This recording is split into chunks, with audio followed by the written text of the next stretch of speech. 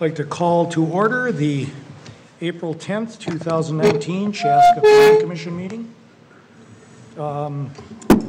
Could we do the roll call, Liz? Yes. Bovee? Brass? Here. Cross? Here. Lacey? Here. Pfeiffer?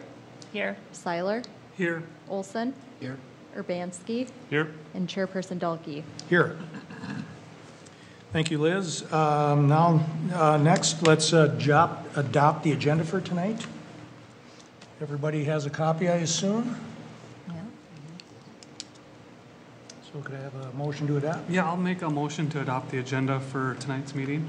I'll second it. Motion by Seiler, second by Cross. All in favor? Aye. Aye. All right, next on the agenda is a visitor presentation. Are there any visitors that have anything to discuss that's not on the agenda? Seeing no one getting up, I'm assuming we're good to go there. So next we're going to, let's approve the minutes from the March 13th Planning Commission meeting. Did everyone have a chance to review? Yes. Yeah. All right, I'll take a motion. I'll make a motion to approve the minutes from the March 13th, 2019 meeting. I'll second. Okay, first by Brass, second by Pfeiffer. All those in favor? Aye. Aye. Aye. All right, next on the agenda is a consent item. 6.A, to approve the final plat for Sagewood, second edition, DR Horton, PC number 2019-08.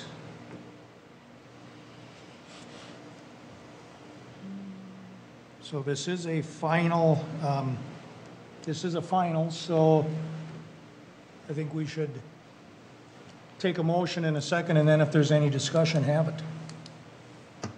I'll take a motion to approve the final plat of Sagewood, second edition, 2019-08. Could I have a second? I'll second it. Motion by Cross, second by Brass. Any discussion on the final plat? I just want to make a comment. I certainly hope, since we know all those trees are coming down, that they are dealing with a lumberman and just not with a tree cutter muncher up, because there is some very good lumber there. Noted. That's my only comment. Do you have a response to that at all in terms of what you're doing with it? Good evening. I'm Deb Ridgway with DR Horton. The trees have been cleared last year, and we hired a company to take the trees away. So they're all off-site now, and what they do with them, typically I think they sell them to companies that can use them for other uses. Hopefully a lumber person. Yeah, I'm not sure, quite honestly. I'm sorry, I did not know they were gone already. Yes. All right, any other comments? Hearing none, let's bring it to a vote. All those in favor? Aye. Aye. Opposed? Motion carries. Okay, our first action item of the evening, 7.A, is a public hearing to approve the preliminary site and building plan and rezoning for Structures, Inc. Daniel Andersen, PC number 29-07.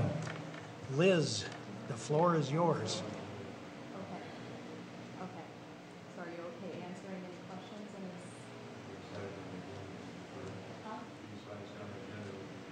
Okay.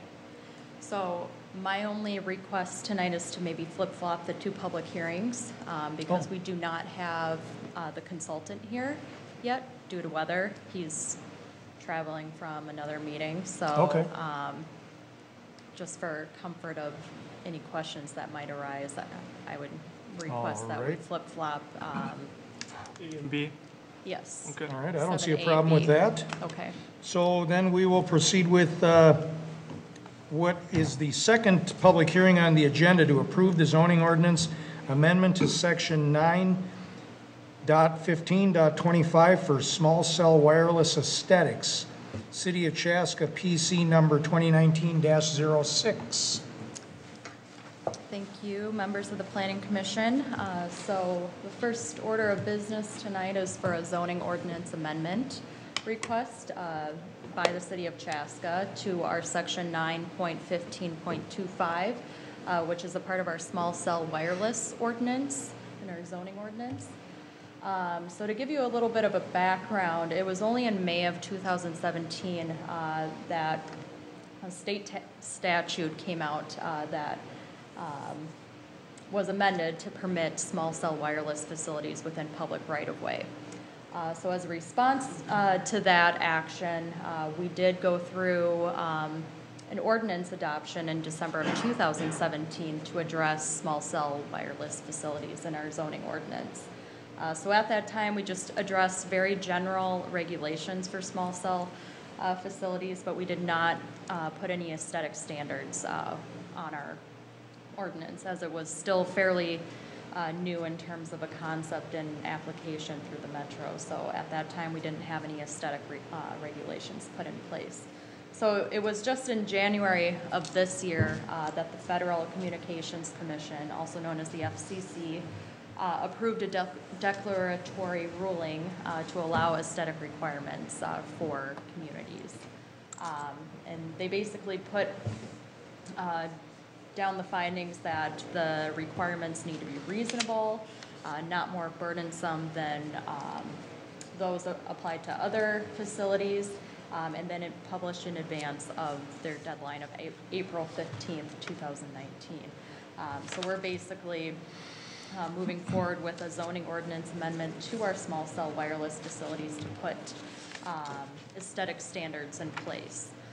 So much of these standards did draw from existing communities' ordinances in terms of how they do their aesthetic requirements for small cell facilities. So those pieces that are being added or changed in our ordinance as a part of this request have to do with what the permit requirements are to place small cells within public right-of-way.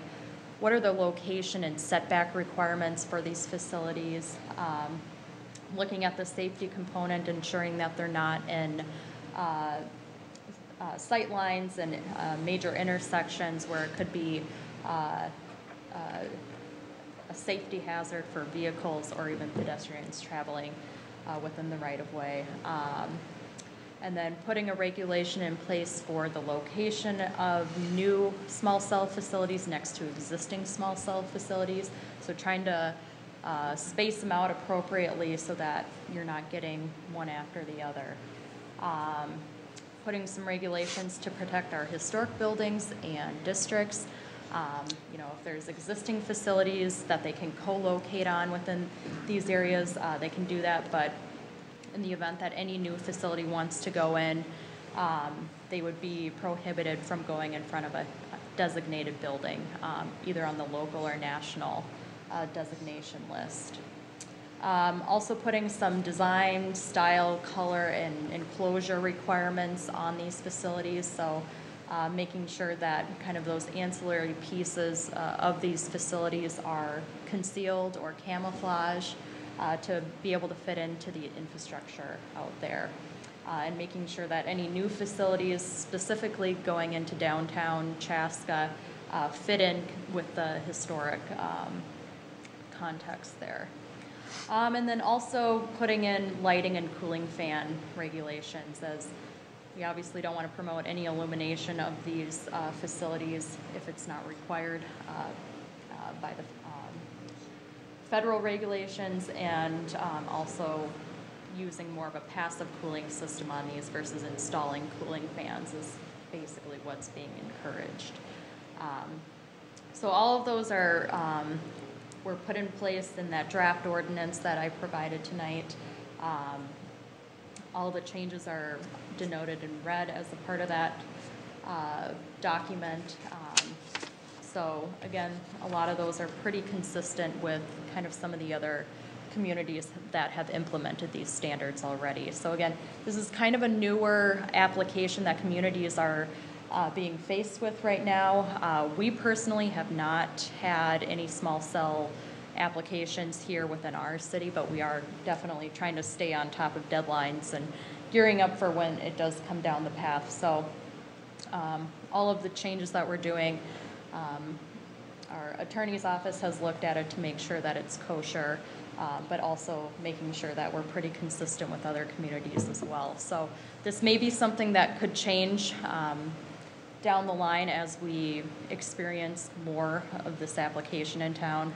Since we don't have a lot of experience with it now, a lot of it just has to do with kind of what other communities are doing out there in terms of regulations. So with that, with the draft ordinance that's in front of you, we are asking you to make a motion to approve the zoning ordinance amendment, specifically to chapter or section 9.15.25, small cell wireless facilities in our zoning ordinance, and based on the draft ordinance that was provided to you. I'm happy to answer any questions if you have any, since we're the So applicant. essentially, we're talking about 5G, is that basically? Yes, exactly. So when they start to implement that new capacity and cellular service, these new facilities kind of come with that. Right. Yep. Do we have any idea what the spacing is on these once they actually start implementing them in cities like ours? Well, we put a regulation in place that they have to be at least 150 feet apart from each other. So that's kind of in relative terms speaking, like half a block. Okay. Per half block, you can only have one facility of this nature, which has been a pretty standard application. I know some have gone even far above that, and some even lower than that. So we're kind of dead smack in the middle of those requirements. I was just curious, there's a lot of obviously well thought out points in here. And did you look to like other cities and what types of regulations they're putting around it for aesthetics? Is that where you got some of this Yes. thinking on this? A lot of this, again, was pulled from other communities' regulations, because again, we just haven't had any experience with it. new. And Yeah. it's a very new application in the cities, so a lot of this language is not only new for us, but new for some of these other communities as well. So can some of this language be amended at a later time to fit something that might come up Right. with the within the Yep. application? So this isn't locating set these? in stone. I Right. mean, when you adopt it, it's set into our zoning ordinance, but in the event that we start to have issues with our current ordinance language, we can always bring it back to you guys for an amendment to include or negate some of the language in there. Okay. Anything else for Liz? Okay, before I open it up, open up the public hearing, Luke, do you have anything to add? You're good? All right. So we'll open up the public hearing at 7:13. I'm sorry. Is there anyone in the audience that would like to comment on this? Seeing no one, we will also close the public hearing at 7:13 and bring it back to the Planning Commission for further comment and action. I'll make a motion to approve the zoning ordinance amendment to section 91525 for small cell wireless aesthetics, City of Chaska, PC 2019-06. I'll second that. Motion by Brass, second by Urbanski. Any further discussion? All right, all those in favor, say aye. Aye. Opposed? Motion carries. Okay, are we good to go with the first public hearing, 7A? And I think I already read that, so we'll just let you go ahead and start, Liz. Sounds good. All right, thank you, members of the Planning Commission. Our next request tonight is for the Business Structures Incorporated. They are asking for a preliminary site and building plan, a preliminary plat, and a rezoning tonight. So the subject area is highlighted in blue on this aerial. So it's a vacant parcel that's nestled between a the industrial park on Arbor Drive, and then the East Creek Carriage Homes residential development to the south. Just a couple pictures if we need a reference back in terms of kind of the existing conditions of the area, in terms of sight lines into the site. So in terms of kind of the history of this parcel in particular, it was in June of 1997 that the East Creek Carriage Homes were approved. And at that time, the parcel that we're looking at was also platted as an outlot, which was guided to be future industrial north of the NSP High Line, which is the easement area on the south side, which I'll point out in a different exhibit. And then the business Structures Incorporated is a current business here in the cities. They are located out of Shakopee. Their business specializes in big block wall and paver stone contracting. So they're planning to relocate their business from Shakopee up to this facility here in Chaska, which would hold their corporate headquarters and other ancillary operations to the business. So in terms of the employee count that they're proposing out here, they're going to have about 18 to 20 office employees, and then they'll have 2 shop employees that'll work basically in the warehouse and exterior storage yard area. So it was just in December of last year that you guys approved the concept plan. So now we're coming forward with kind of the second stage of the process, which is the preliminary stage, and how they basically address what was brought up during that concept plan.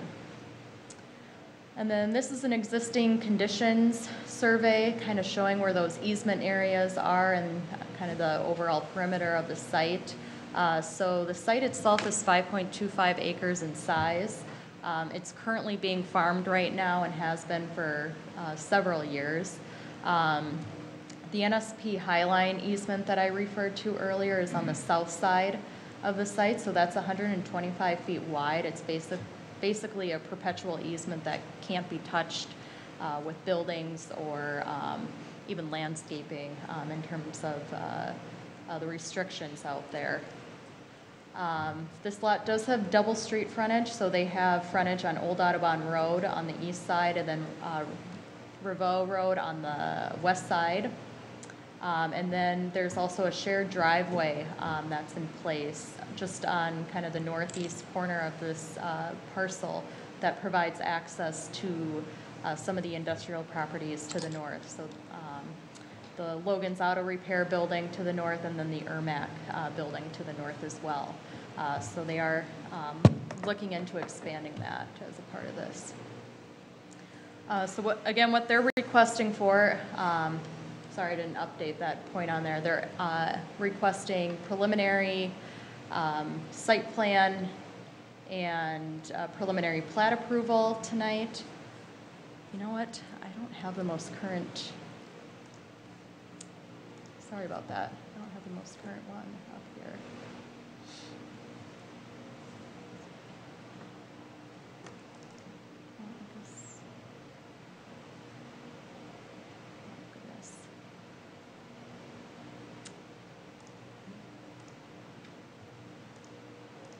Yeah, this is not the most current one. I swear I just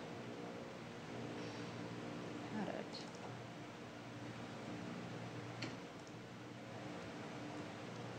Do you mind if we take a break for a second? Sure. Just like a 5-minute break, because I have an updated presentation and I don't think it transferred over Okay. to this slide. So is Yeah, that okay? Yep, you bet. We'll take 5. Okay, I apologize. No, that's Let me okay. get the updated presentation.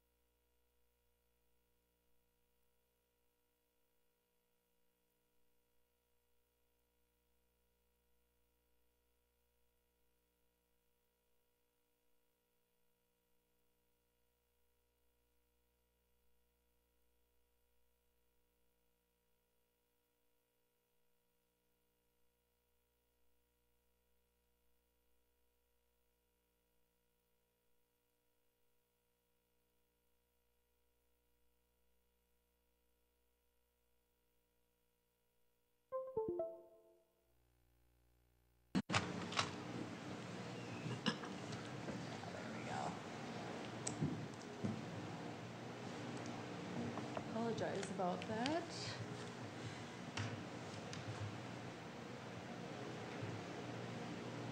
All right, I'm going to I go think that's where we were. right into the comments that were brought up during the concept plan. I know maybe only a couple of you were a part of the concept plan approval process, so I just kind of want to go over what the comments were brought up during that time. So many of the concerns came from the layout and access points of their concept plan. So there were some comments made about moving the access point to the shared driveway that's on Arbor Drive, and then eliminating the access that was on Rabu Road, or Rago Road. So since that time, they have addressed those comments and have eliminated the access on Rago Road and then reoriented their access into the site onto the shared drive. So they have reacted to those comments positively. And another comment brought up was relocating the parking lot to the north side of the site so that it's between the building and the residential to the south, which they have also done as a part of this preliminary request. They've reoriented that parking lot to the north side of the site. The exterior storage and screening piece was another big concern brought up during the concept plan. So they have provided a detailed drawing in terms of what areas and what exactly is going to be out there. So they are planning to store some of the raw materials that they work with, which again is those pavers, blocks, gravel, and so forth. But those pieces will be stored in open bins that will stand no more than 6 feet tall in height. They will also store some of their larger trucks that they use to transport that material in the rear, and those stand at about 8 feet tall. They will be putting a privacy fence in around the exterior storage yard. They will be doing a pre-finished, more architectural fence around the rear, and that will be 8 feet tall. So your comment was basically provide a fence that was basically flush or taller than the material that's planning to be stored back there, which they've done as a part of this request. And then also adding on that landscaping component to really bring in a natural edge to the south and west sides as it faces the residential. The notion of berming was also brought up, and they did look into that more and looked into the restrictions of the easement area for the High Line, and unfortunately there's pretty strict restrictions put in place within that easement that you can't put any landscaping or building materials and so forth. So that area was basically kind of a no-man's zone in terms of getting more screening in there. So they're really utilizing kind of the open areas of the south and west sides outside of the fence to kind of bolster up that landscaping and berming component. So they'll be doing berming on the west side of the site where it's feasible, and then they'll be doing more landscaping pieces on the south side of the fence. Another component was the noise piece. We wanted to get a better understanding of kind of the noise generated from this business. So they were able to provide us a summary of that based on what they do out there. So they've stated that their pickup trucks will load material from 7 a.m. To 9 a.m. And that's not every day, as most of them will be staying on their job sites until the job is finished. So that's kind of the basic window that they provided in terms of when loading might occur on the site. And then in the event that they're done with their jobs, they would be returning at 3 to 6 p.m. and reparking those vehicles. They have indicated that most of the people who work for the business utilize their own personal pickups to go to the job sites and load material within that. So those are generally smaller vehicles, the personal pickups, than their business trucks that they've indicated. They will also have one Bobcat and one forklift for the site. which would operate occasionally throughout the day. Again, this is not a full day process by any means. They would only need that in the event that they need to move material around in the exterior storage yard. But most of that will happen on a less frequent basis. If they have to do any maintenance on their vehicles or equipment, they will be doing that inside the warehouse shop space as a part of the building. So none of that will be happening on the exterior.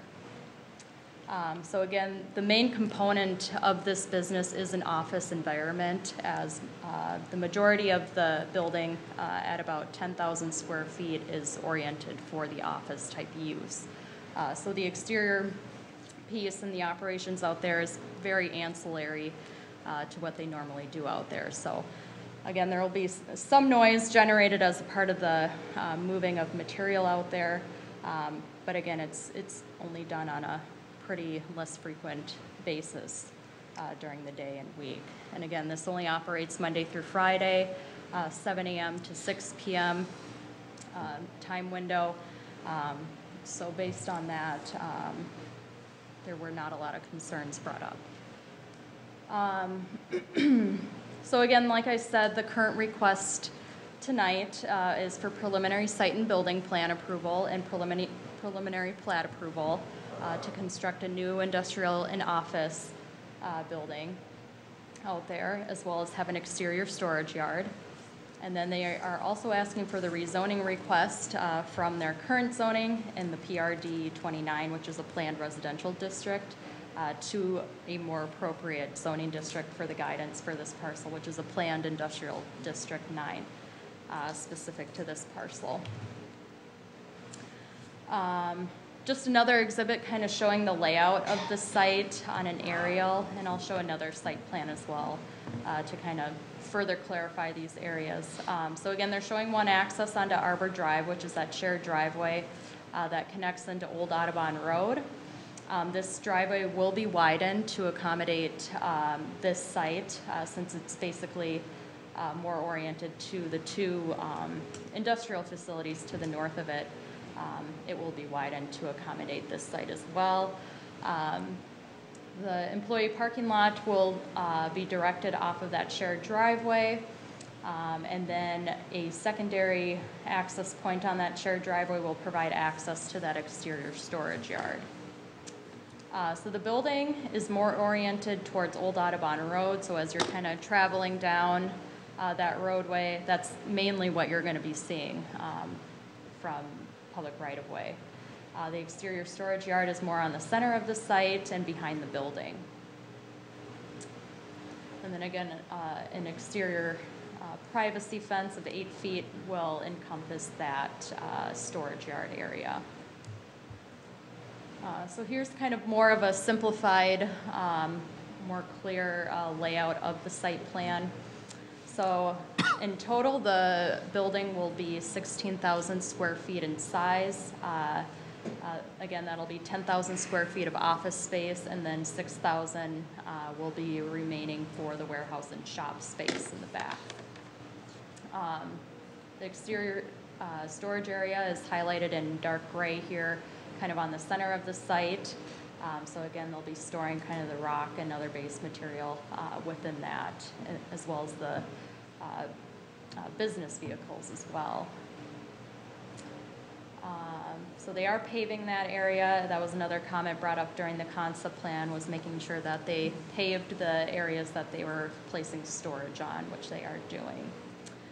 In terms of parking, they have 60 total spaces delineated on this plan. However, they're only going to construct 25 initially, which would be for that employee parking lot. And then in order to meet zoning ordinance or parking requirements for this type of use, they did have to show additional proof of parking spaces.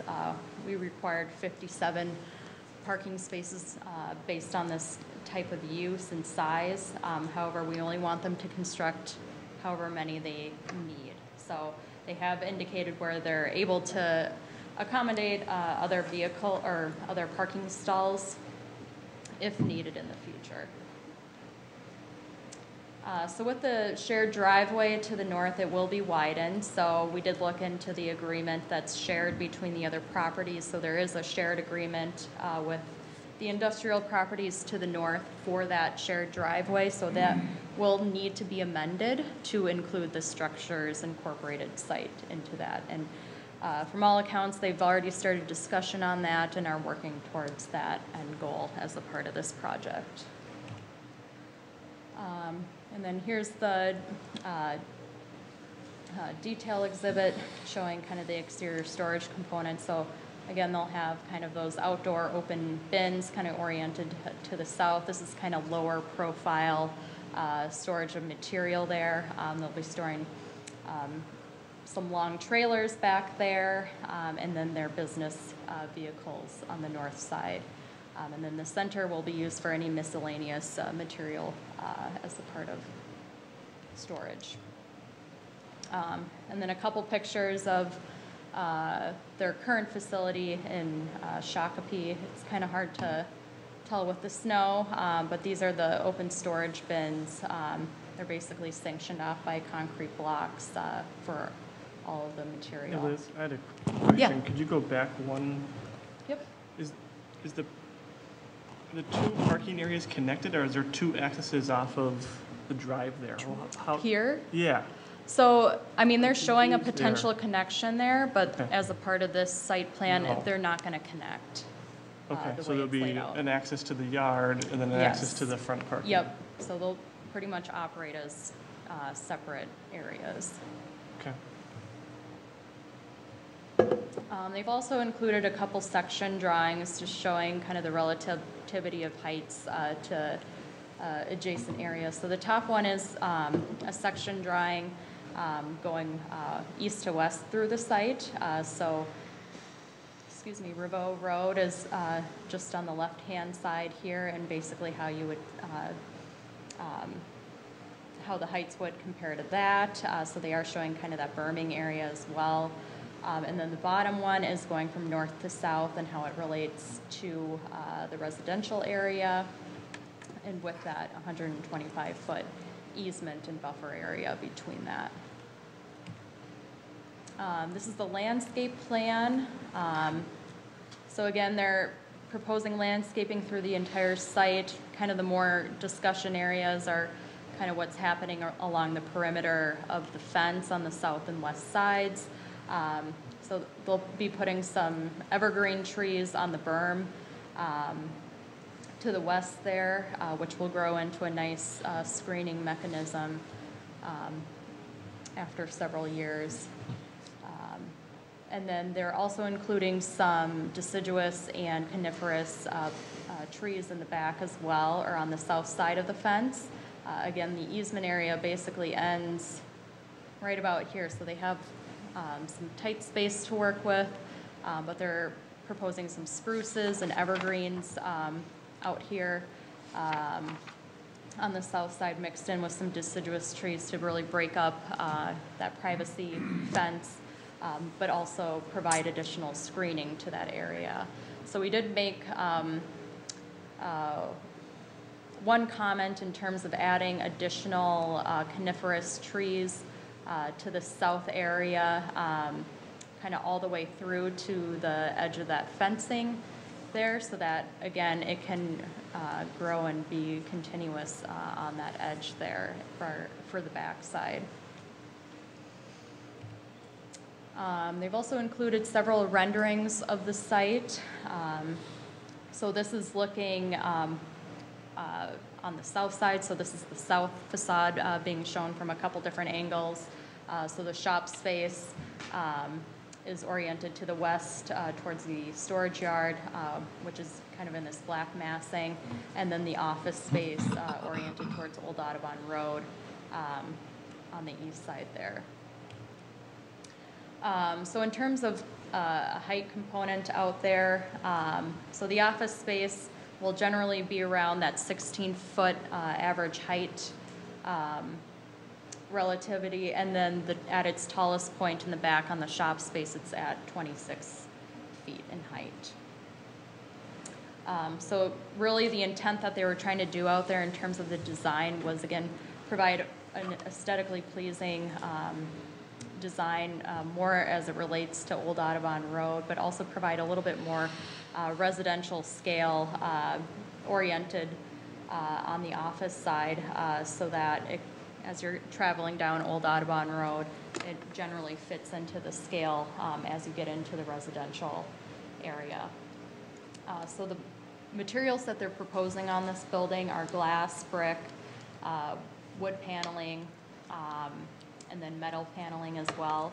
I've included the materials up here to give you an understanding of kind of the color of these. So the brick is kind of like a very dark brown color. The metal is black.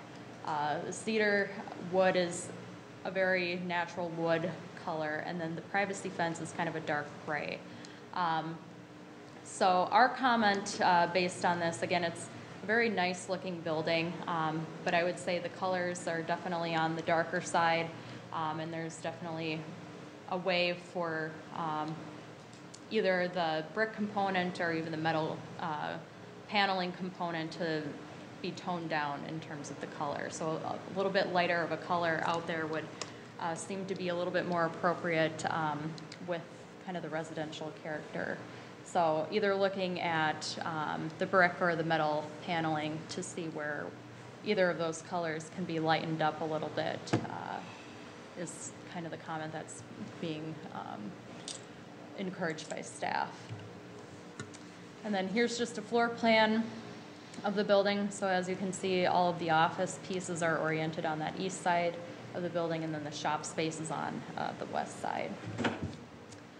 So a couple things that we noted in the staff report on things that will just need to get buttoned up by the final submittal is looking into the building material colors a little bit more, seeing where some of the components can be lightened up a bit out there.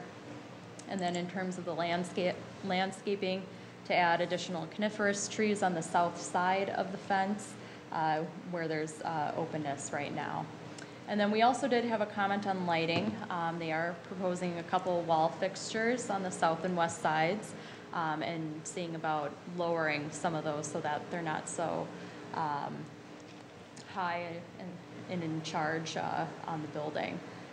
They are using full cutoff fixtures that are completely down facing, and their photometric plan is consistent or compliant with our lighting ordinance. There won't be any foot candles or glare at the property lines, but if there's ways to kind of, again, mitigate some of the concerns with what lighting could be, that would be an area to work on a little bit more. But overall, we feel that the applicant has done a very nice job in addressing the comments and concerns that were brought up during the concept plan. It's definitely an aesthetically pleasing building, a very clean exterior as well, and they're providing screening where necessary. So we are asking you to make a motion tonight to recommend approval of the preliminary site and building plan and preliminary plat for Structures Incorporated, based on the conditions that are listed in your staff report. And then we're also asking you to make another motion to recommend approval of the rezoning from the PRD 29 zoning district to the PID 9 zoning district for Lot 1, Block 1, Structures Incorporated. I'm happy to answer any questions. Otherwise, the applicants are in the audience as well. I've got a couple of questions. Sure. So on the access to the site, is the applicant working with the other property owner? Are they doing a cross-access easement with the title? Or, so it'll always be there, so Yes. if we don't want access off of Old Audubon 20 years from now, they will always have that access off of? Right, so what there's currently a shared driveway agreement in place out there for the two industrial properties to the north. So essentially what they're going to do is amend that shared driveway agreement to include them within it. So that'll address maintenance and widening of the road and more current plans of how So they're do you know using if it. that's On the title, is that something that's just like a letter between two owners, or that's something that will stay with the property if it sells? Yes, it gets recorded with the It does property. get recorded on the Yes. property, okay. Yep, it's a And public then- recorded document. Yep. Mm-hmm. And then lighting, I noticed on the south side with the shop, talked about having it lower. My question would be, is it possible, or I don't know exactly what they're storing out there, trucks, and I don't know if they're going to be extremely valuable stuff in the trucks, tools or whatnot, but motion sensors. So the neighborhood, the houses to the south, I believe, right? So if someone were to jump on the site or come in, intrusively, at least the lights would go on, but during the nighttime, if there's kids, bedrooms, neighborhood, the light would go off for the dock area and the yard area. Sure. It'd be an easy fix. I mean, a comment I guess I'd make is maybe looking at motion sensors for the exterior lighting. And I'll have the applicant address that Yeah. concern and comment to see if that's something they can look into. And then the rezone's compliant with the comp plan, obviously? Yes, yep. Yep. So our comp plan and previous approvals guided this, to be industrial. So Yeah. again, it's consistent with Then that. final question, the fence Yep. is composite? Some sort of Yes, composite material? yes, it is. Not a cedar or wood? Nope, nope. Vinyl. It's a pre-finished composite fence, yes. Okay. Looks like a good, nice building. Where was the corrugated metal? I thought that was part of the fence. I know It's- that's on the building, but then I thought the Yes. fence actually was corrugated. So basically, all of the black areas of the building Yes. are that metal paneling. Okay. Okay. I had one question. Yep. With this building, it says it's taking up 25% impervious surface. Is that holding pond able to handle that? There's no comment at all about that. There's a holding pond, and we've got, So engineering has reviewed it. They do have to make a couple changes to their stormwater ponding to be able to accommodate the site. So I know they're still working through that in terms of how that does get addressed on the site. It does hold a majority of it, but they still do need to make some tweaks to hold all of it. especially since it's behind a lot of the houses, I would feel that has to be looked at very carefully. Right, yep. I will just comment, I agree with that being a little bit too dark. I think that's right now the fashion because I've seen it in other buildings. And since last year that was farmed and cropped, actually the whole site needs to be graded and leveled and smooth. And I see that you have, they're listing 2 different seed mixes, which is fine. I'm glad to do that, but is it against even the rules to be changing the grades underneath the high lines? We're not planting trees or anything, but is it against the rules? Because I'm not sure on that one, to be honest. I always kind of thought you couldn't do very much at all. Right. And they're, mainly concerned about anything growing into the high line or anything, again, impacting the easement, but I'm not sure on the grading or changing the grade component side of things. Thank you. Yep. I just have a question on the external Sure. storage. What's the percentage of, because the pictures you showed of the current facility show the more cedar block or cinder block division. How much of the back lot is going to be consumed by these external storage? And is there any concern of runoff from those materials into the water retention pond? That's a good question, and it might be better answered by the applicant as well. But really, kind of what they're showing back here is this area would be those open storage bins. So essentially, they'd have roughly 8 back there of those cinder block open pieces in that area. And that's for landscape rock? Yes. Like mulch or something, Yep. possibly, stuff like that? Yep, just kind of a variety of raw materials that they use. And oftentimes, those types of materials come in on larger trucks. Would the larger truck be able to navigate and get in and get out? Yep. Okay. And I believe you said twice a month? Yeah, twice a month is kind of the frequency of deliveries. In PI, in the industrial district, what's the height, maximum allowable height for an industrial building? There really isn't one, to be honest. So, So for it's industrial to the areas, description. I would say a typical height of an industrial building could go up to 40 feet. Right. So their 26 feet doesn't really compare to kind of a typical industrial building. So it's definitely more complementary to the area. All right, anything else for Liz? Have you had residents voicing any concern about this? I haven't received any direct calls, but that's why we're having a public hearing tonight to ensure that we hear from the people that are adjacent. So, Of course. in addition to kind of what was said during the concept plan too. So some of those concerns were kind of highlighted on The noise and stuff, concept yeah. Right. plan items, so. I do have a question for the developer. Okay.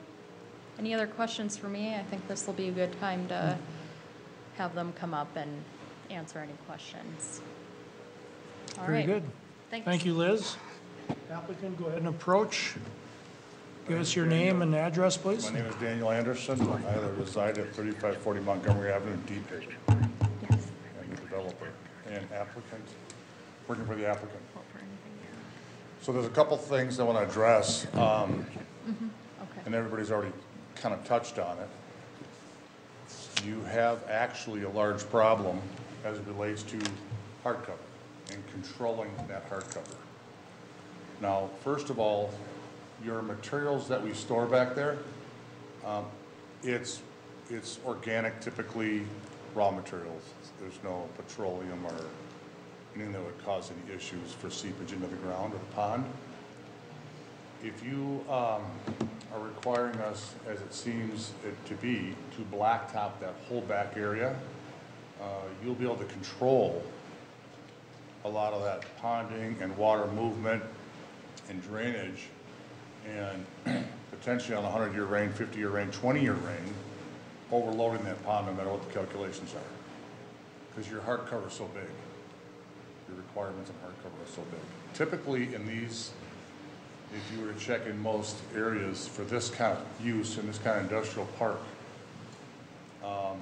those back areas are wanting to be more of a gravel, and how I achieve a dust situation, because I've kind of run into that too. If you get a dry summer, it gets dusty. What we do is put down a class 5 product, but it's still got the mastic in it like you would see in blacktop. So it still becomes a hard surface, but it's still, water can seep through. And now you can manage the site much better. It's still, the grades still don't change. But it allows you to control what happens in this zone right here. Now, with that said, in this zone right here, in discussing with the easement and the owners of that easement, we can't burn per se. A typical berm has to be no, it would be like this, but you can kind of come up and gradually and keep it flat. You can't put plants in there. You can put some. There was a discussion, I think, at sketch plan, and I agreed with it, that we don't want that to just grow up and be, buckthorn and a mess. We want to put some good residual grasses in there, maybe some deep thatch. So it kind of has more of a weed look and a grass look to it.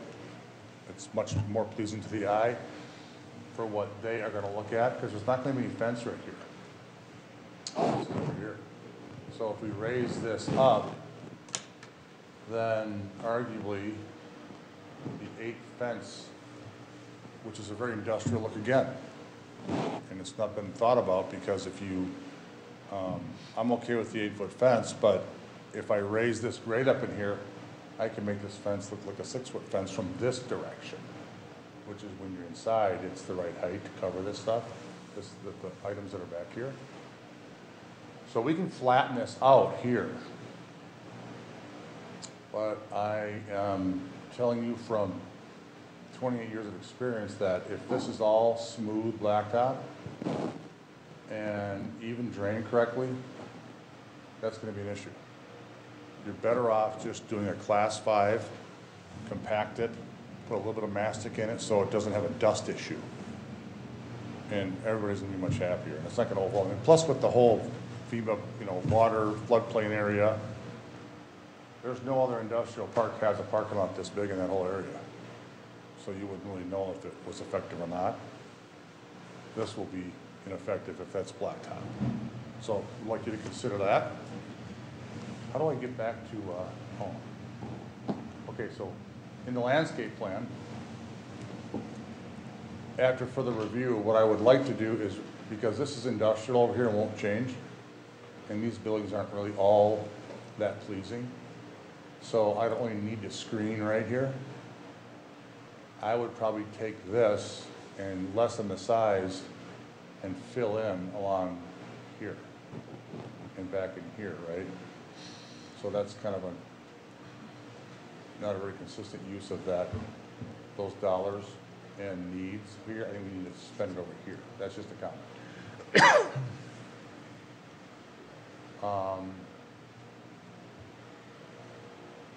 I don't know if maybe I'm unaware of it. Is there a color ordinance in the city of Chaska? Right, not We're gonna- color per se, but No. Right. But just the there is, material there is classes.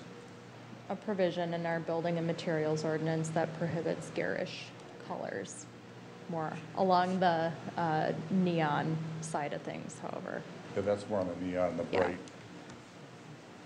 Paisley Park purple. Not going to happen. This is very organic colors. We would like to, and we will request it will stay with this color tones. So the image of the company is very progressive. It's very tight. It's very clean.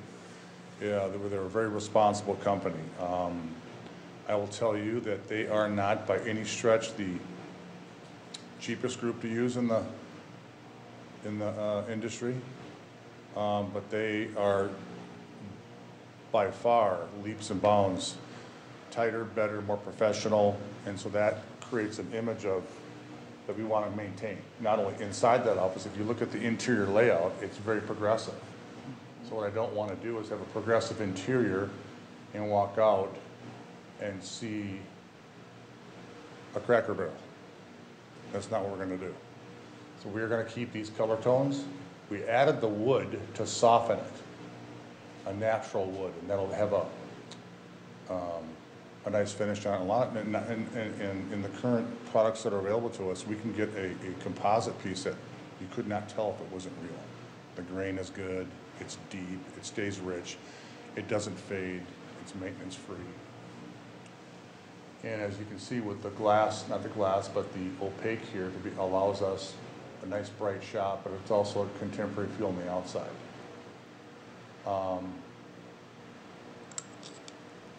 But it bodes well for their image and what they're trying to portray. And we want to keep that. As you can see, the interior very progressive, very unique, very different. So we've talked about that. We've talked about landscape. Oh, so the lighting. So it was my suggestion to pull away from the big stanchion lights in the parking lot, because even if it's a down light, it's still obtrusive. So we can light the same amount of candle width with what's called a wall pack light, and that's what they're used for, so they don't light up the neighborhood. Because even if it's down, it still casts an umbrella of light in that area.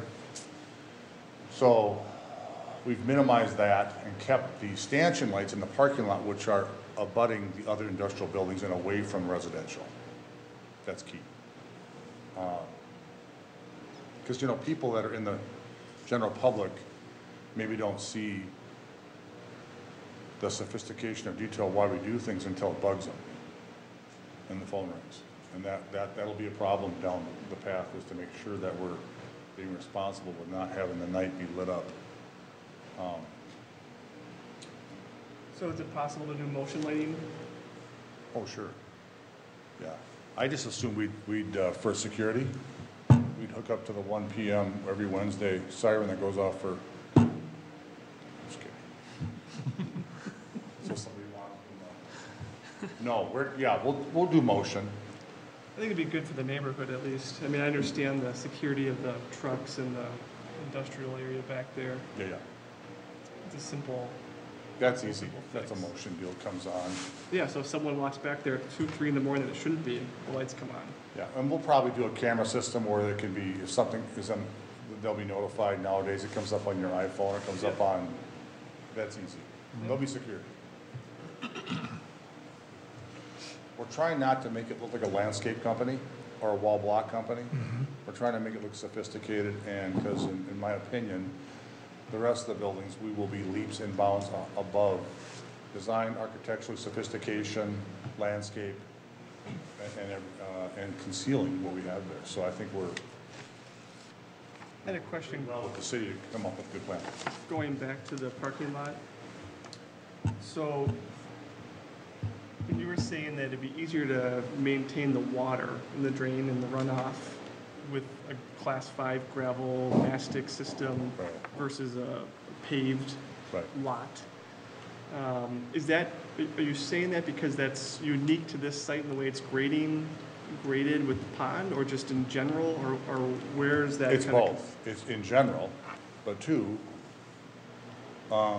you My have. question would be like, let's say you weren't a you know, you didn't need outside storage, but you were a courier company, needed to park 40 trucks back there, and you just had to pave it. Like, what would be the difference with that I'll show you. versus being what it is, and you just needed the space to park trucks? It's not just our property. So this here there's a pipe that has to be put in right here.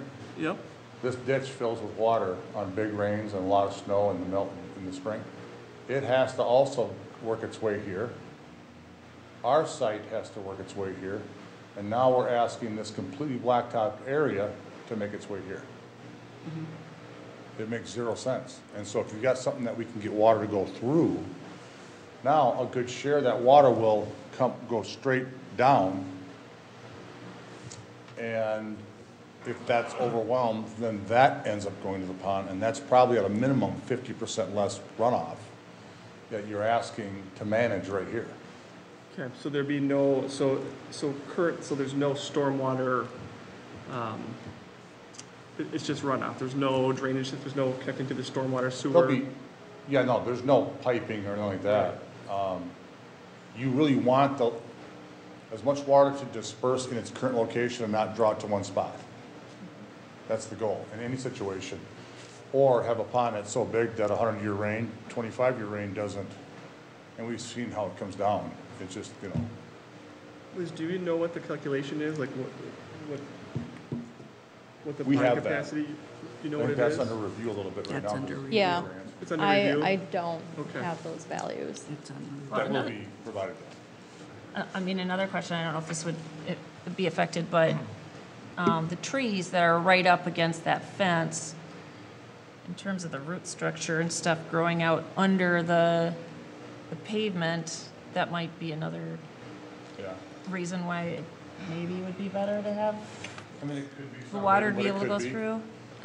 The more root system you have, and the more, we are fortunate because this is a grassy area, so it will filter. Right. And you can see our swales, you can see our topography here. We're asking it to go around and go through. But you just want to try to make this zone from the back of the shop this way as neutral zone as you possibly can. Because it's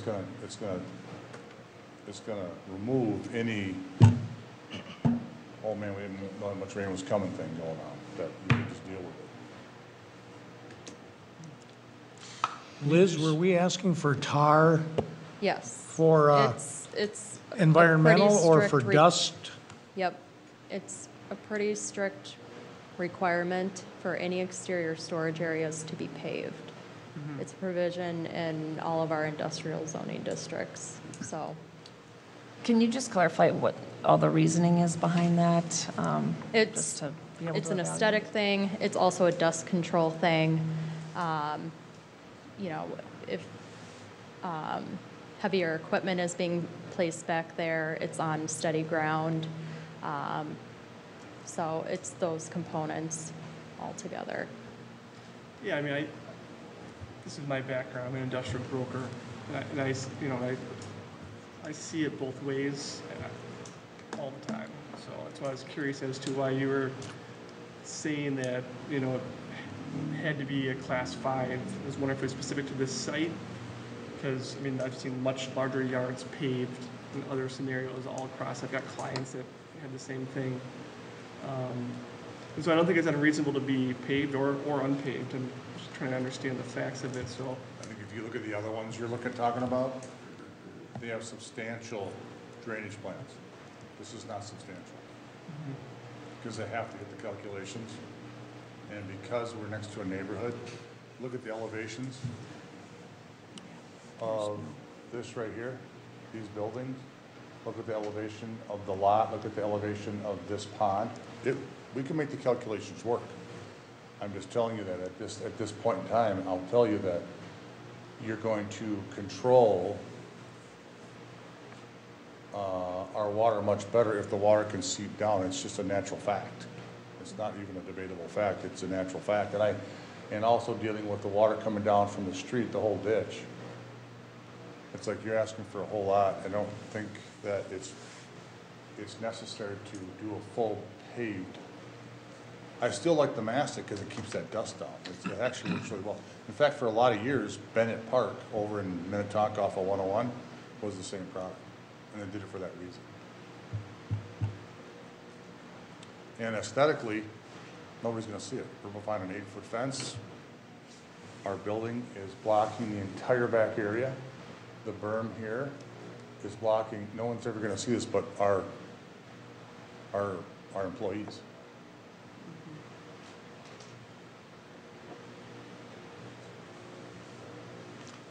Well, I think obviously we have to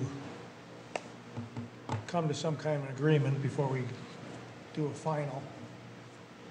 I had a quick question. Because I don't even know if you can change the zoning if then they don't, aren't able to follow, the PID that's set up. Yeah, a quick question too, before I forget. The shop, so the 20, I love the building, it looks great. I understand the color issue with the city. I do think it looks very progressive and it looks sharp. I definitely like the building. Question about the clear height in the shop space. It's not unreasonable, 26 feet, 24-foot clear. Are they racking in there? Because it's a little bit different than what you typically think for mostly office, got some outside storage, trucks going in. Usually you're 16 clear, 18 clear. You're not wholesaling items or per se, or so what, is it just more because the height allows us to do a couple things. The height allows us to, let me find the, is there going to be hoists in there? They're working on their Yeah. vehicles? yeah. But, am I missing it? Where's the interior plan? I can tell you, there will be hoists in there as well as we want to be able to pull our tractor trailers in, load it, right, so we come in with a large excavator, 16-foot high machine. Sure. So Your excavators. When you're on a trailer. Work on. So your overhead doors are probably 16-foot clear or 16-foot doors, something like that big. Do you have boom trucks? Any kind of need for a We boom? don't have boom trucks, No. no. We have large excavators. Yeah. So when you come in and it's on the trailer, Yep. you gotta hit that, and then, you might have to hoist it off and pull a part off. Also, on this end over here, I don't have a close about the interior, I don't think, but I thought I did. But right here, there'll be racks. The more stuff that we can take out of here and store over here and keep it dry and out of the weather is best. At our other shop, that stuff's outside. Gets kind of messy. For the yard, messy for everything. And now everybody can come in there and just get the stuff that's dry, put it on the trucks, pull out.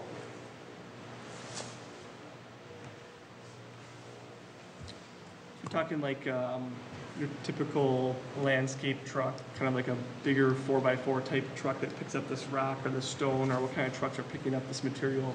A lot of the trucks are dual wheel pickup. Dual wheel, yeah. You know, there's a couple small, bigger ones here and there, but, you know, like I said, a lot of their materials are drop shipped to their site. Okay. It's not economical to come here, drop them, then we have to move them from there to the site. Yeah. You know, they're only bringing residual stuff from a project that might be going to a project next month for maybe a quick 1 week storage and back out to the next job.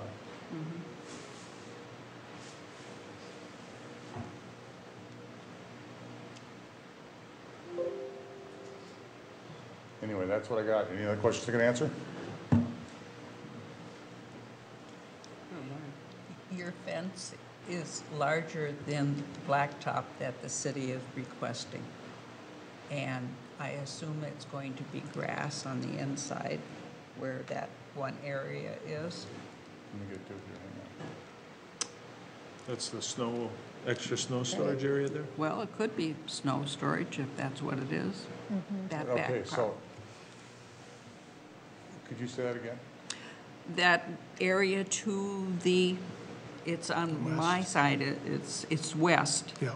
It's west of the blacktop area. That's within the fence that Yeah, I. right there. Yes.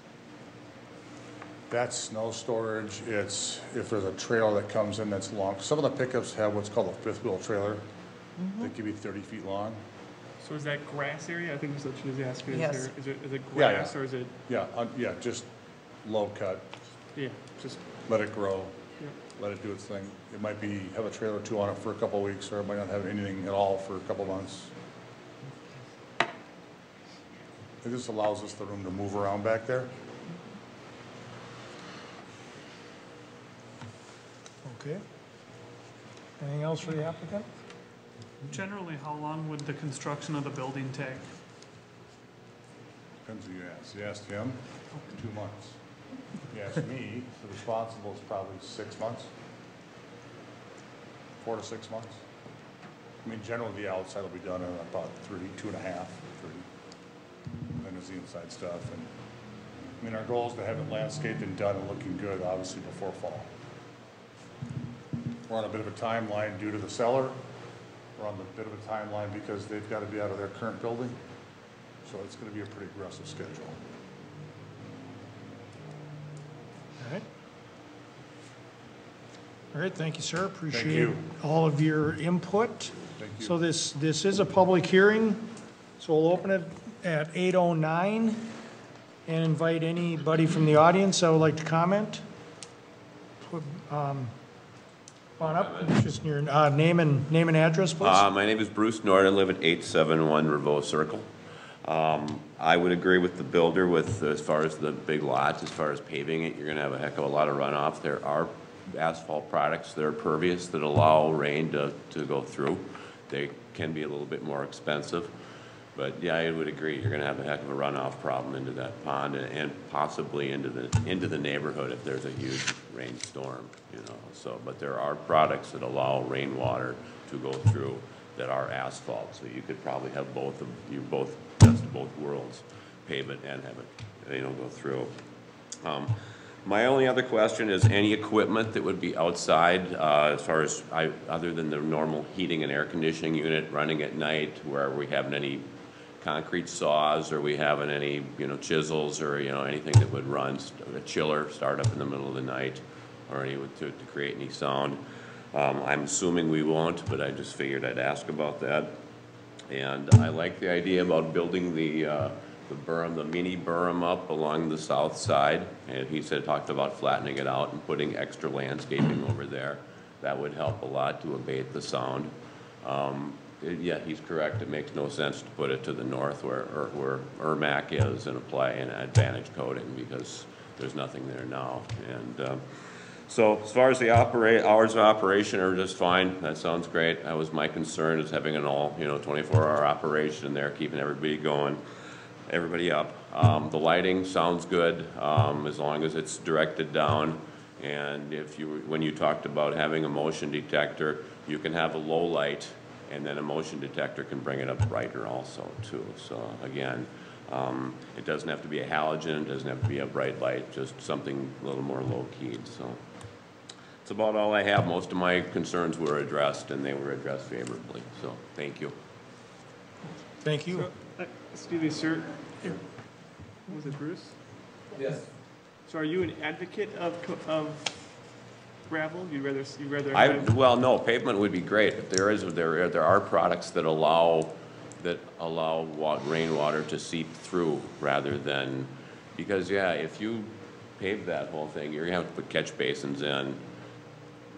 There's gonna be gravel, and there's gonna be, those bins they're talking about, presumably they're gonna have aggregate in them. Mulch, aggregate, there's gonna be some runoff with the rain. It's gonna go right into that pond. And the city's probably gonna have to install catch basins and a whole intricate system to deal with all that rainwater. Yes, that's what I was clarifying. You'd rather see asphalt, or you'd rather see Class 5? I'd rather see an impervious asphalt, an asphalt that allows rain to go through, because that product does exist. As I said, I believe it's a little more expensive, but it would be a good compromise between the city and what the developer wants also. But yeah, that rainwater is going to be a heck of a thing to deal with. That's going to be a big lot, you know. So, okay, great, thank you. Yep. Go ahead, come on up. Hi, my name is Shai Tran. I live on 832 Revo Road, Revo Circle, I apologize. I just moved there actually in December at the beginning of the month. And previously, before moving to my new home, I actually either talked to Liz or someone in your office about that specific lot, because I was concerned seeing that sign that it was for sale for industrial land use. I was concerned that, you know, something would be put in there that used hazardous materials. So I'm very happy to hear that a landscaping company is going in there and that they're not dealing with that type of materials. However, I do have some concerns. The presentation was very comprehensive, and it did address some issues that I was concerned with.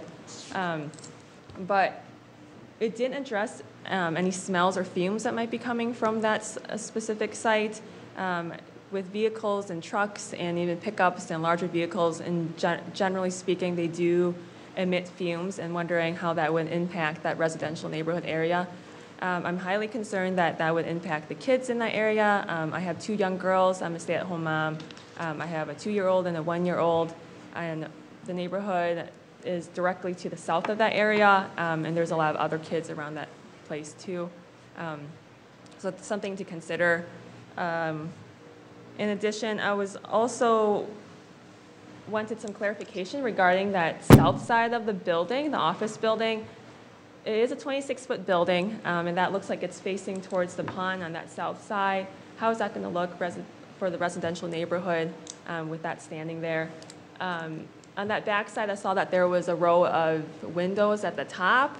I know that the fixtures would be lowered, but how is that going to impact the neighborhood as well with that large window light coming through on that back side? And so I just wanted clarification, like, is there going to be a fence around that back side of the building as well? How is that going to look with a 26-foot building poking up from the fence? And so I was kind of unclear on that specific part. I am also concerned about the construction.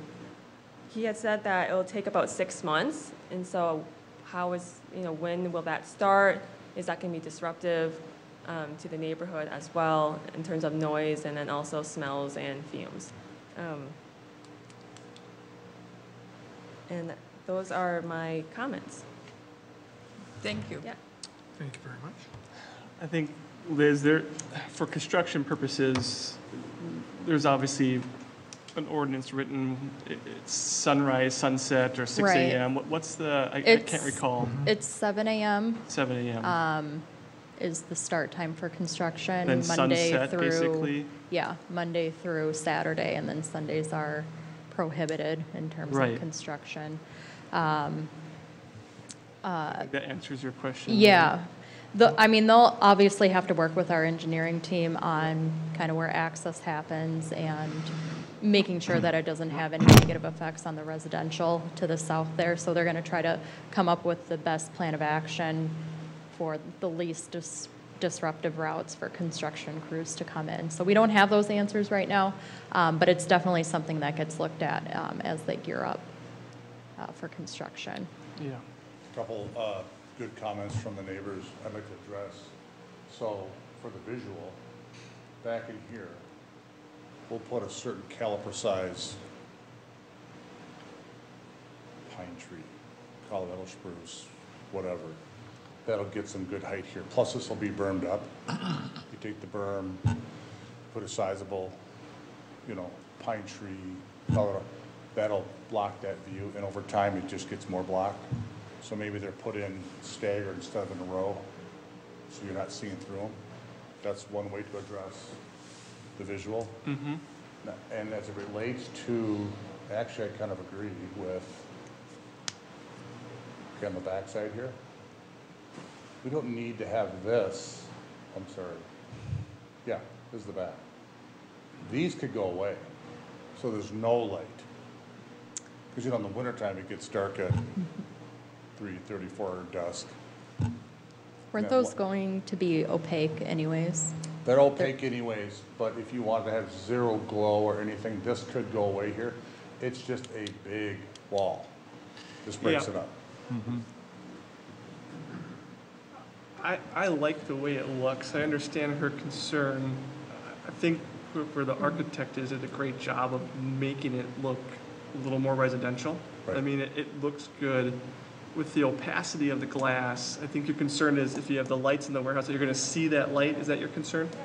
Yeah. So it would be more like a glow, right? I mean, if the It's glass more is of a opaque. glow, and I could do more opaque on that side.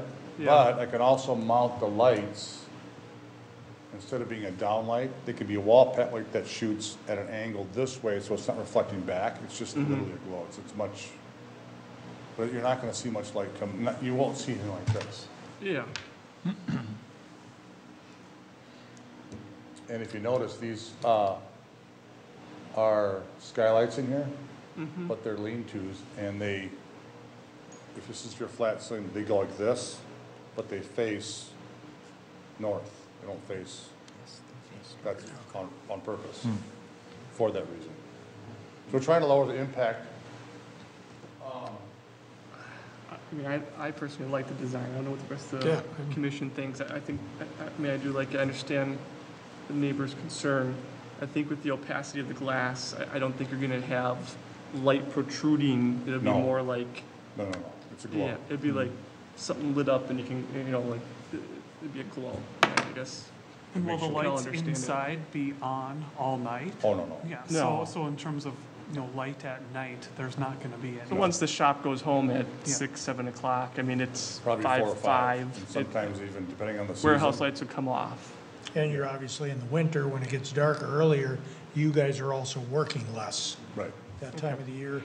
Yep. And They're, so your they're- security lighting will be about it after. Exactly. It's a national company, so Okay. they're working in the states that are warm states, and here they're not so much in the winter.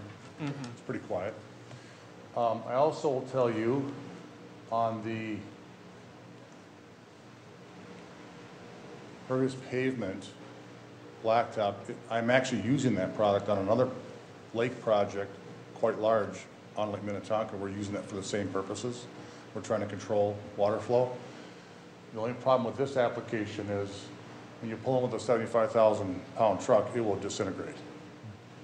So either you got to put a certain thickness of wear course, top course of blacktop so it won't break up. But they actually make a product that you can lay down that you can actually put grass to come up in. And it controls runoff, it controls, it's still pleasing to the eye, which we don't really care because no one's going to see it. But my point is, we just got to have a surface that a truck can drive on and won't break up, and water can go straight down. Otherwise, in my opinion, we have failed enormously if we get a weird Minnesota rain that we get. Seems like nowadays 3 times a year in the summer. How heavy are the vehicles that come? Depends what's on the truck.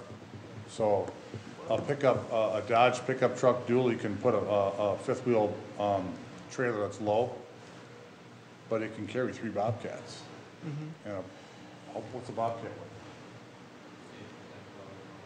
Yeah, so you can have just, 30,000 pounds just on the Bobcats plus the truck. So you gotta be careful, and you're moving and spinning and churning and maneuvering back there, it's gonna be nothing left of it. I think if we could get to compromise where we come up from the back of the shop, maybe 20 feet with asphalt or a hard surface concrete, and from there we switch over to a product that's called grass pave. We use it nationally behind apartment buildings all the time, so the fire departments require a lot of metropolitan areas, so that in case of a fire in a large apartment complex, they get behind the building, the grass pave actually supports it. And when it's not being used, it looks like grass is maintained as grass. But because of the way that the structural part of the system is, all the water filtrate through to support the biggest fire trucks the city has on it, right? A lot of this area where there's storage, stuff will be placed and it may sit there for a period of time. So the asphalt, all of it, just to have a place to set up on pallets is kind of pointless. Well, I guess my It's interesting. question then Asphalt is, is troubling, yeah. Skylar, go ahead. is there a compromise there while also zoning this industrial? Yeah, it's I interesting. mean, we can certainly look into this pervious paver or options that are similar to that with the applicant. My only comment would be just refraining from allowing them to go entirely to raw brown cover, because it might open the doors for other people to do the same in the future. But we can definitely explore other surface options back there that, both parties can be in agreement with. Yeah, 'cause that's my concern too, Right. is, It's tough to for go against the zoning. rezoning, they Right, are gonna have to follow The zone, the right. zone, yeah. Because it is zoned industrial, correct? right. It will Not yet, have to but- meet some of the standards of the industrial zoning district, in which case the pavement piece is one of those So does that standards. make this a PUD? It's a PID, so it's PUD specific. or PID? PID. It's a planned industrial district. So it's specific to this site, but we also pull in standards from our standard industrial zoning district too. Right, so that's where the kind of conundrum comes, because you have to follow the zoning. I mean, Right. you don't want to make a special circumstance, because then you Right. do allow, as I see what you're saying with the asphalt. I mean, large trucks, I mean, I forklifts wouldn't loaded recommend up the can pervious spin. blacktop, but there's other pervious products that are still hard, Yeah, I guess is the point. And that's what we've come up with and show examples Right, for a final plat. yep. Okay. And that's something we can certainly look into more as we're kind of leading into the so like the a final. substitute impervious product, some sort of Yeah. compromise possibly, And Yep. this has to be, obviously, this will be nailed down, before the For a final By plat. final, yep, it's gonna have Okay. to. all right? So Liz, are we adding to the list on the action? Are we adding that, the 15 saying that we are going to look at? It doesn't necessarily have to be a condition of approval. It can just be a recommendation Okay, tonight. That's what I wanted further to look know. into it for the final. Okay. Then since the question was asked during the public hearing, any issues with noise at night, any I was machines? just gonna address Okay. that, because I forgot to. Yeah. Also with the smells. Yep, correct. So, just as an example, I bought a building on Highway 7, it was, started all the well drilling, and it was a nightmare. They had huge trucks. They'd come out on a winter morning, start those things, and it was a cloud of blue smoke. It was horrible. So when I bought it, we changed the use, so that wasn't a problem, but, so I understand, the neighbor and her question of what are those smells? So nothing really gets started and gets run out there to idle. It's not that kind of use, because a lot of the employees have the trucks, have the equipment, and they drive them to and fro to work and to and fro to the job site. You may have to start a Bobcat up, and sometimes they're in the shop all night. In the wintertime, there's not a lot going on, so there's not a lot, except for snow plowing and getting ready for the spring. There's a forklift that lift heavy things. Those don't sit in idle, so we're not gonna have a big fume of smell out there. And nowadays with diesels, they burn clean. You don't have that big cloud of smoke that we used to have back in the 80s and the 90s. So that won't be an issue. And what was the other question? Noise. Noise isn't gonna be any, there's no jackhammers, we're not prepping anything. What we order, we buy, drop ship to site.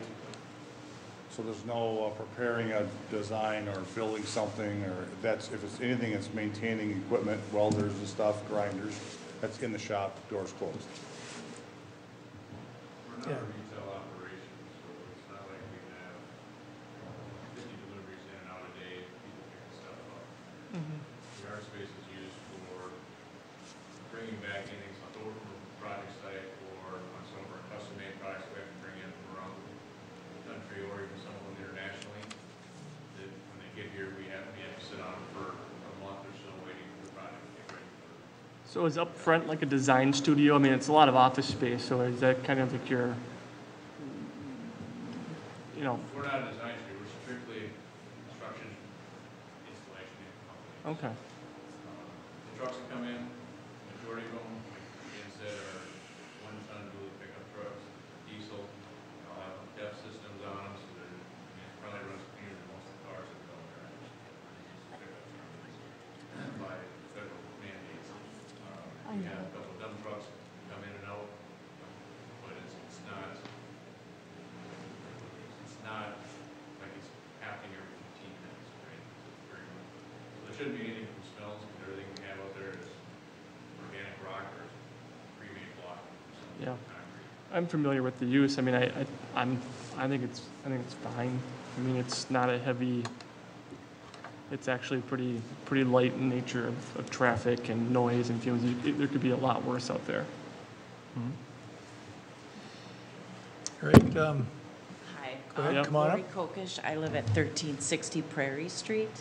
And I guess all my questions have been answered. You guys did a really good job. But maybe if you could come back up and give me a little description of what along Audubon Road will look like. I mean, is that just going to be grass? Yeah, well, there's small shrubs. I was like, am I touching something? Because I'm watching the screen flip. That's more architectural landscape design. Yep. Pleasing to the eye, off the street, grass, mowed, maintained. Okay. We're set back quite a bit off Audubon. Yeah. Okay, because I mean, we have the power pole in our backyard, so as far as looks and stuff, you know, it's not that big of a deal, but I guess I was kind of curious what you were going to do with that. Typical commercial application, a little more contemporary, a little more unique. Okay, and then you talked about like a berm, I mean, so you can't put any of that there because of the power lines? Okay. We can raise. So will it be flat? Raise it gradually, but not the typical for and keep in mind, we're 125 foot setback from everybody's property lines, right? Right. It's a lot of that noise that's going to dissipate. I mean, you guys, 125 feet may not sound like a lot, but for the check I wrote for a piece of property not being used, Yeah, I know. it's a lot. Yeah, okay, well, thanks, my husband should have been here, but he's plowed. Better go. So, all right, thanks. Okay, I guess everybody in the crowd has spoken, so we'll bring the public hearing to a close at 8:30. Back to the Planning Commission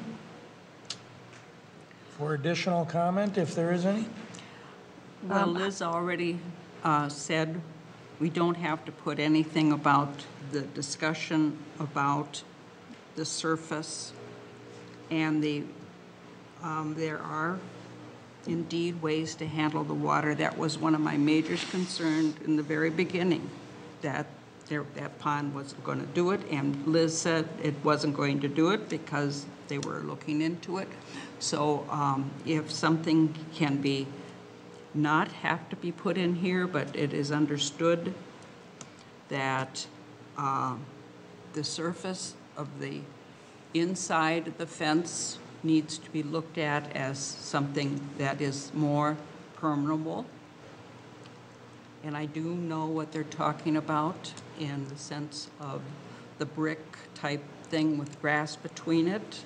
It's been used other places. I do know that the permeable blacktop that is at the county courthouse basically does not take much more weight than a car, because that's where it's used, in the parking lot. And I would like to go ahead and,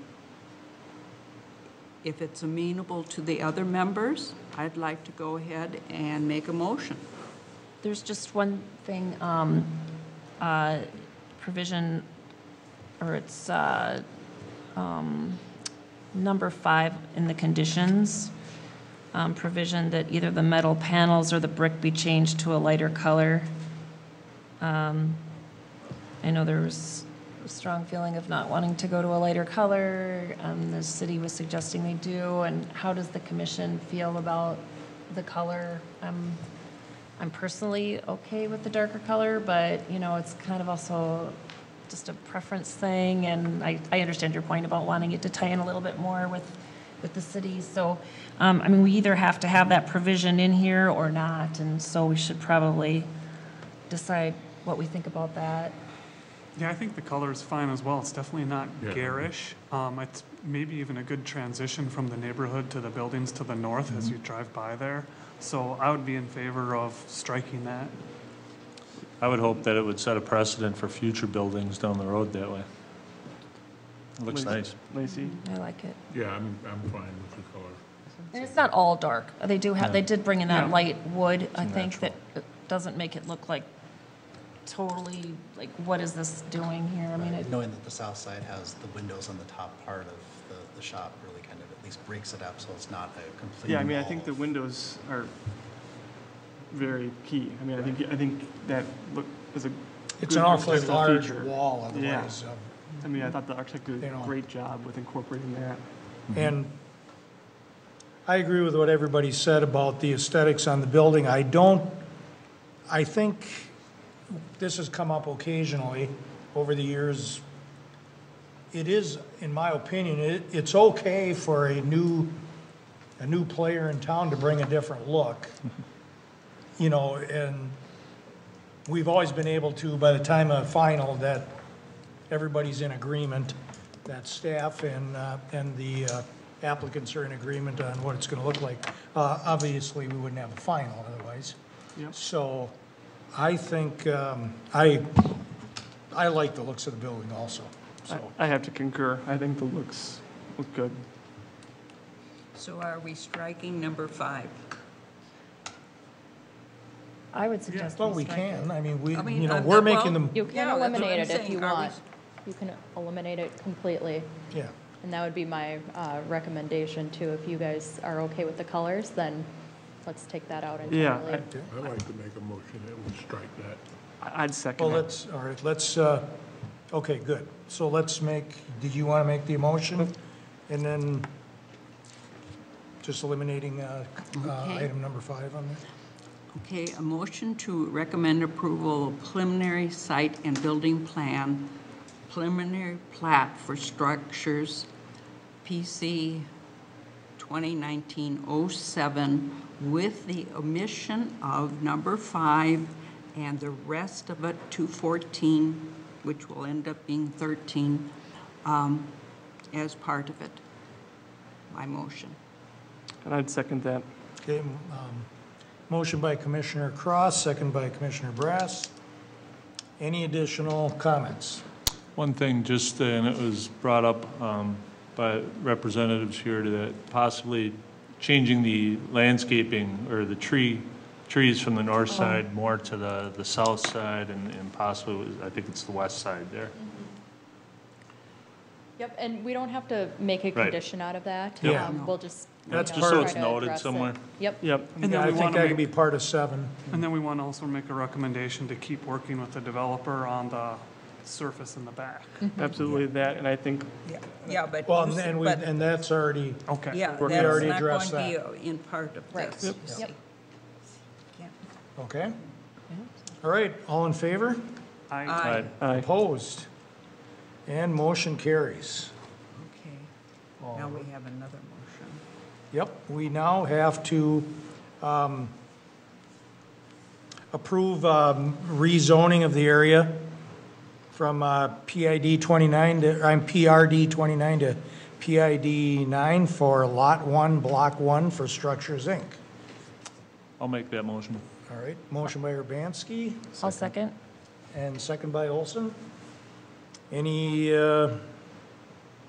additional comments there? Hearing none, all those in favor? Aye. Opposed? Motion carries. Who was the second on that? Sorry. Commissioner Olson. Okay. Just want to get it right. Thank you. Yeah, we had a couple yeses at the same time. All right, let's move on the agenda to section 7C, the Ernst House redevelopment. We'll let you take that, Sure. Liz. I don't have much of a presentation on this. Just kind of want to familiarize some of the newer members here on these planning commission resolutions that we sometimes have to act on. The Ernst House redevelopment site is here in downtown. It's right off of Walnut Street. They also in December of 2018 came through with a concept plan with through you guys to look at the redevelopment of the Ernst House and then the S lot to the north of it.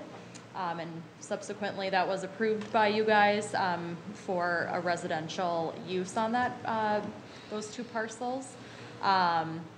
So to kind of back up a little bit from there, it was in March of 2018 that the city went forward with a listing agreement to basically market the S and Ernst lots to sell to a private developer.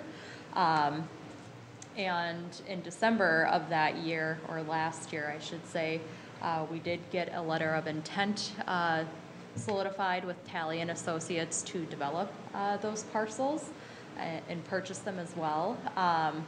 So with that agreement, there was always this intent of establishing a TIF district out there. So in order to move forward with kind of the protocol of establishing a TIF out there, one of the orders of actions is making sure that the Planning Commission has reviewed the use and making sure that it's consistent with our comprehensive plan. So really your part in this is solely having to do with making sure that what they're proposing out there in terms of the use is consistent with our current comprehensive plan. So you're not looking at any of the TIF requirements or regulations or anything like that. That's not your role as a Planning Commission member. It's purely, again, to just ensure that it's compliant with the comp plan. So that's kind of the basis of the resolution that you are making a motion on right now. So the use to be residential out there is consistent with our current comprehensive plan, which guides those two parcels to be medium density residential. So from that standpoint, it's consistent, and then we're basically just getting your action on the resolution to basically allow this TIF to continue moving forward. So that's what you'll be making a motion on, is to approve Planning Commission Resolution number 2019-01, which is basically stating that the plans for the S and Ernst lot are consistent with the comprehensive plan for the city. So it's usually these are pretty simple approvals. It's just purely looking at the use and ensuring its consistency with the comp plan. So that's probably more of a broader overview than you guys are used to with these resolutions, but that's the action that you'll be making on this item. I'm glad you went a little bit deeper on it, so yeah, it's, not everyone's been through this before. right, so. and it's not a very common thing either. I think we Yeah. maybe have one of these once a year, if anything. So just wanted to make sure that everyone was kind of aware of what this motion is meant for. So any questions or Otherwise, you guys can go right into a motion if you'd like. Yep, I agree, it's pretty straightforward. Do we, one of the commissioners want to make a motion? Well, I would say that the proposed redevelopment does comply with the comprehensive plan. Therefore, I would move to recommend approval of the resolution for the Ernst House redevelopment project. Yeah, I'll second. Motion by Pfeiffer, second by Seiler. Any additional comments? All those in favor of the resolution? Aye. Opposed? The resolution carries. All right, that's it for our action items. So for other business tonight, we are just going to receive in the meeting minutes from the March 4th and March 18th city council meetings. Receive draft minutes from the March 4th EDA meeting, and receive the minutes from the March 11th park board meeting. And get that on the in the minutes. And lastly, let's go around the table. Comments, concerns, news. Go ahead, Commissioner Urbanski, you want to start? I have nothing tonight. All right, I don't have anything either. thank you, Commissioner. Thank you. Commissioner Cross? Always, unfortunately.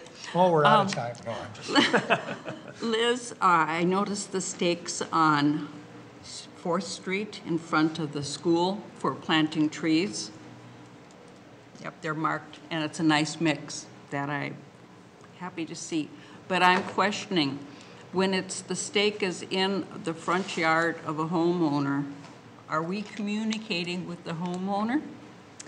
I'm speaking indirectly on this since I'm not involved in the conversation. I would say yes, absolutely. We're definitely in communication with the property owners. If we're going to be placing a tree within their property, they're going to know about it and make sure that they're okay with it too.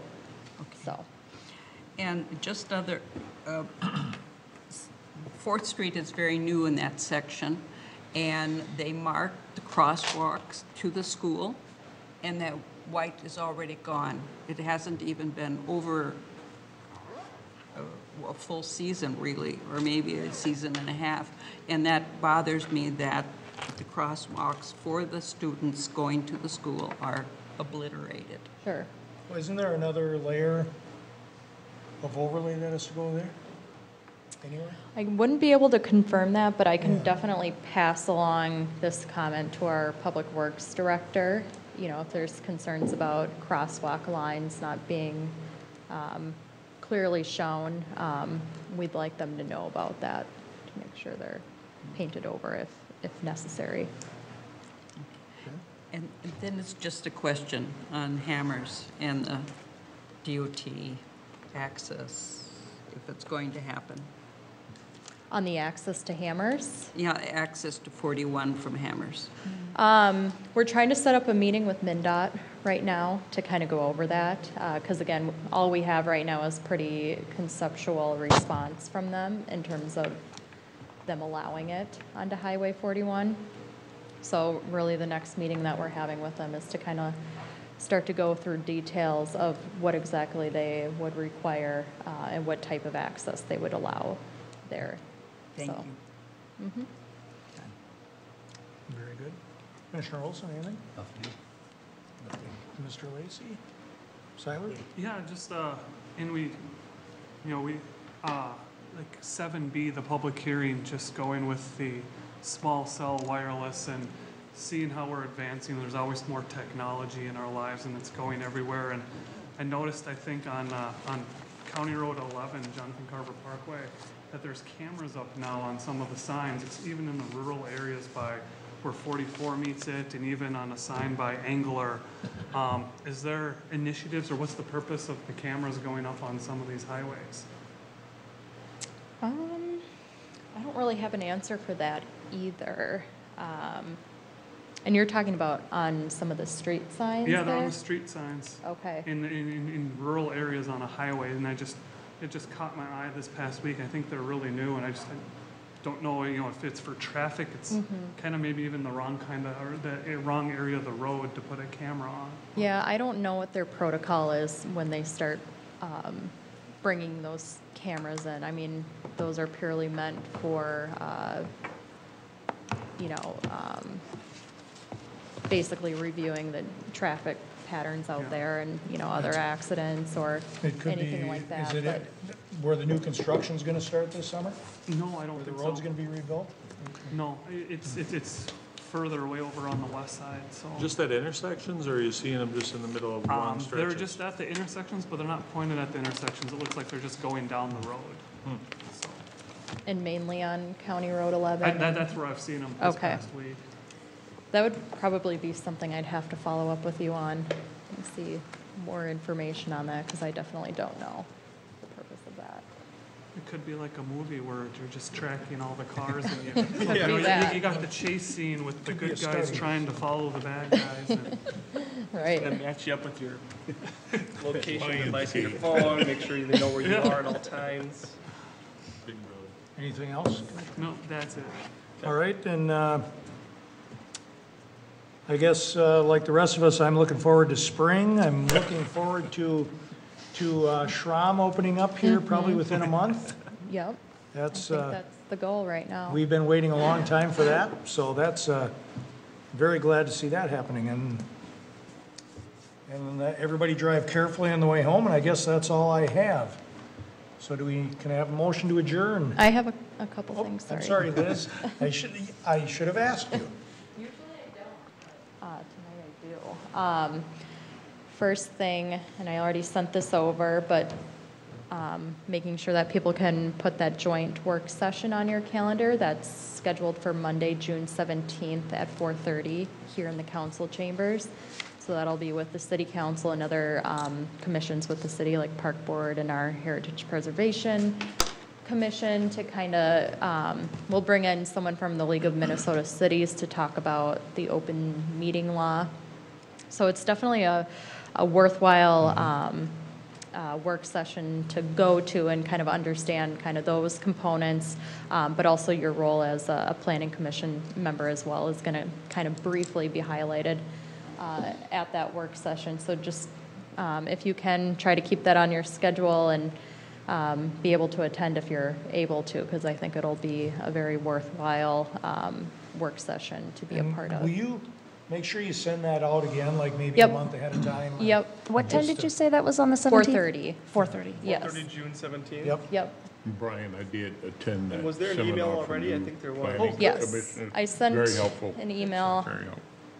whenever we first notified people of it. It might have been about 3 weeks ago or so, but I'll try to make note to send it further down the timeline here before it actually occurs, so that you're still aware of it. How long should we block off? A couple hours? Or? Yeah, a couple hours, I would say, because not only are, It's before a council meeting, right? yes, it is. So if anything, it's going to end at 7 p.m. sharp, or definitely before that. Okay. But we'll be having a couple people speaking at that work session, someone from the League of Minnesota Cities, but also our city administrator, Matt Podorowski, is going to be speaking a little bit too, so.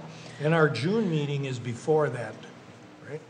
Yep. So we'll have a couple more Yep. chances to be reminded. Yep, so I'll be able to bring it up at the June meeting as well, in the May meeting, which kind of brings me to my other item, which is I've been talking kind of in length with our Park and Rec Director, Marshall Grange, and he's kind of expressed an interest in trying to do a joint work session with the Planning Commission and Park Board.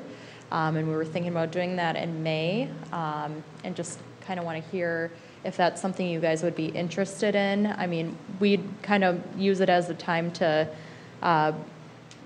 provide knowledge to each commission in terms of what their role is. And, this is kind of sparked from the discussion that came with the Hammers property project in terms of, where the Planning Commission has their voice and their regulations and their recommendations, and then where the Park Board comes in with their recommendations and comments. We think that there might be some value in trying to do a kind of a joint work session for you guys to not only meet the park board, but, you know, get maybe a better understanding of, you know, what roles you guys are responsible for in the development process. So I'm just trying to get maybe an initial impression from you guys on if that would interest you at all. So there isn't any specific projects That we're for reviewing? this? No, no. Okay. It's more, again, just to gain additional knowledge and meet the park board and vice versa. And just understanding what your role in the process of a development project coming in would be. I think that the fact that there's a lot of new people on both boards, and I think both of the chairs are new, pretty new chairs. Yep. Because Grau is on the council now, right? Right, So I think it's a worthwhile work session to have. Okay. Be good. Yeah, it's fine. Okay. And we have, so I guess the main thing would be getting a date that, So we're planning for May, so that would be May 8th, which would more than likely be ahead of our planning commission meeting, which is on May 8th. oh, okay. So Like a 6 o'clock start or something, or? 5:30, 6 o'clock, we'll have to, once we kind of nail down kind of an agenda for that date, we'll know how long it'll take. But I would just plan for 5:30 right now. And if anything changes, I'll send a follow-up email on kind of more specifics to that. So we're still working on kind of what the discussion's going to be like, but I'll send out a reminder as soon as we kind of nail something down with that. Perfect, yeah, I was gonna say, as soon as you know for sure that we wanna have it, that, Right. at least get that out, and then if there's more follow-up after that, great. Yep, I can definitely do that. Okay. Perfect. So, all right, thank you. Anything else, Liz? Nope, that's it. Luke? All right, now we can have a motion to adjourn. I'll make a motion. All right, We adjourn. Commissioner Lacey, and a second. I'll second it. All right, Commissioner Brass. All in favor? Aye. We are adjourned. I could tell them.